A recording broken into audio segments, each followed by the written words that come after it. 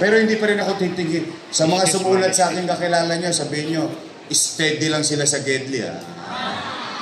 Basta pag nagka-choppy ako, ariya lang ng ariya. Okay? Gusto ko lang naman kasi mabawasan yung problema ng tao. Hindi man mabawasan, baka makachamba pa, baka masolve pa yung problema. Di ba? So lahat ang uri ng problema at marami tayong problema talagang kinakarap. But then again, tibayan nyo yung loob nyo. Abot pa naman kayo November 1, no?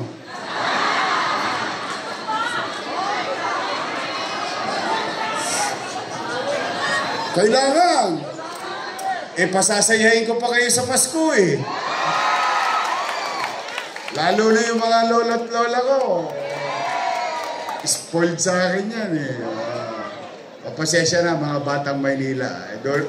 Pagbigyan nyo na ako pagdating sa mga lolo't lola natin, nanay tatay natin. Gusto ko talaga sa totoo. Sa hinaba-haba ng buhay ninyo, ng paninirahan sa Maynila. Ngayon man lang sa mga panahon na ito na maramdaman ninyo, ay kahit pala kami matanda na, mahal pa kami ng gobyerno.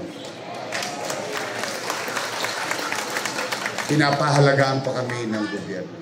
Sa mga bata naman, huwag kayong mag-alala, tatanda din kayo. Sa mga nanay tatay ko, I love you. Mag-uumpisa na tayo. Kaya hindi kailangan mataranta. Huwag kayong mag-alala. Marami akong katulong. Si Vice Chi, si Apple, andyan si Tol. Sabay-sabay kami, apat-apat. So, mga nanay tatay ko, kayo mawawala ng pag-asa. Kahit gipit na gipit tayo. Parang kayo rin yan sa loob ng bahay. Iniraraos nyo ang mga anak nyo. Tama, mali? Ganon din ako. Itatawid ko kayo. Nakakaraos din tayo. May awa ang Diyos. So muli, good morning. Good morning. I love you. Let's start. Thank you. Happy birthday to you. Happy birthday to you.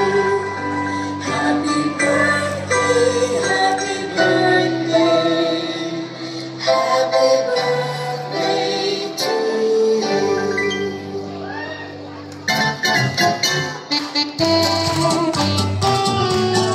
Maraming salamat po, Yorme Isko Moreno Domagoso, gayon din po sa ating pong butihing Vice Alcalde, Vice Mayor Chi Atienza, at syempre ang ating pong kapitbahay na konsehal, ang ating napakasipag na konsehal, Councilor Tom Zargal, at syempre ang patuloy na naglilingkod, Ma'am Apple Nieto. So sisimulan na po natin. So muli po mga nanay at tatay ko, pakihawakan lamang po ang inipong mga ibinigay ng liham para po kay Yorme at gagawin po natin ang mabilis at maayos at maingat.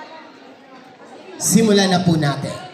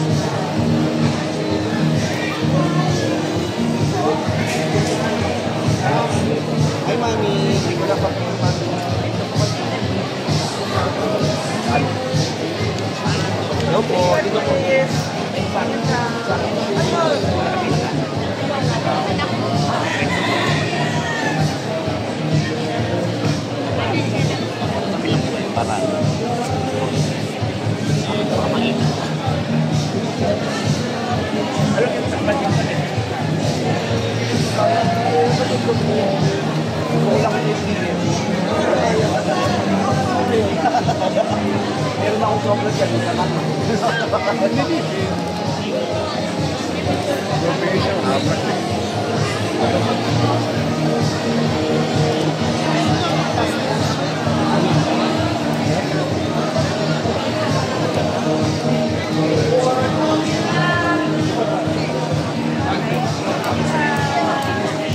Dito ka mami dulo, sa kanan.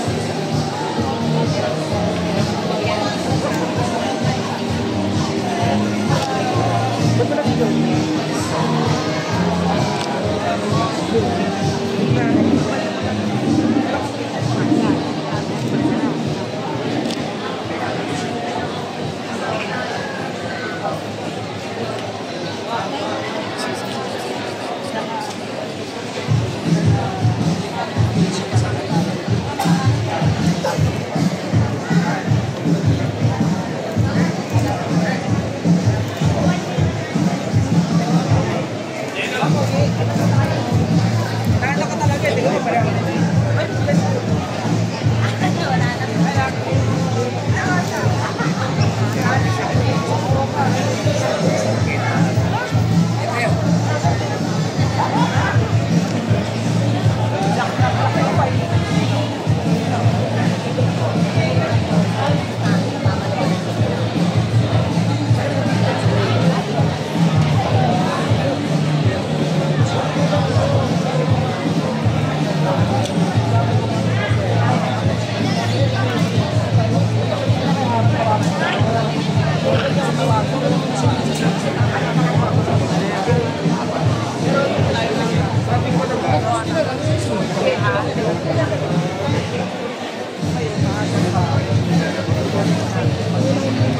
Okay na, tulungan ko naman. Alright, okay lang. Yung mga araw, magpakita na rin ka sa akin. Gusto ko siya makita ng personal. Okay.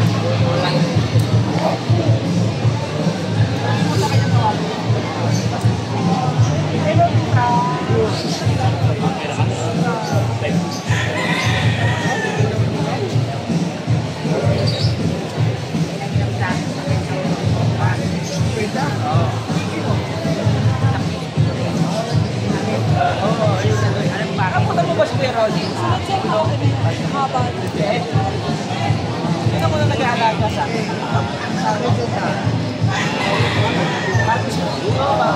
Okay na po.